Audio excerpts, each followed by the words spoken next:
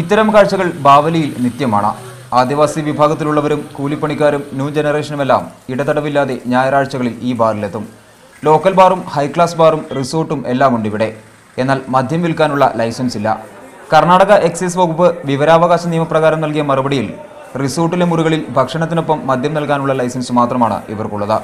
നടപടിയെടുക്കാൻ വിവിധ വകുപ്പുകൾ ശുപാർശ ചെയ്തിട്ടും ബാറിന്റെ പ്രവർത്തനം സാധാരണഗതിയിൽ മുന്നോട്ടു പോകുന്നു.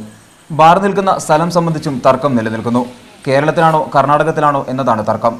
കേരള സർക്കാർ അതിർത്തി നിർണ്ണയിക്കുന്നതിനുള്ള നടപടികളുമായി മുന്നോട്ടു പോകുന്നുണ്ട്.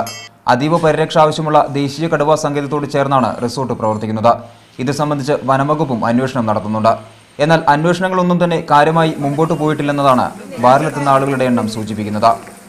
ലോക്കൽ ബാറിൽ നിന്ന് മദ്യപിച്ച് റോഡരികിൽ കിടക്കുന്നവർ ഇവിടുത്തെ സ്ഥിരം കാഴ്ചയാണ്. ഡ്രൈഡേകളിൽ ബാവലിയിൽ ഇപ്പോൾ ഉത്സവത്തിന്റെ തിരക്കാണ് അനുഭവപ്പെടുന്നത്. കേരള സർക്കാർ മദ്യ ഉപഭോഗം കുറയ്ക്കാൻ കർശന നടപടികളുമായി മുമ്പോട്ടു പോകുമ്പോഴാണ് അതിർത്തിയിൽ നിന്ന് ഇത്തരം കാഴ്ചകൾ. മനേഷ് മൂർത്തി, മീഡിയ 1, വയനാട്.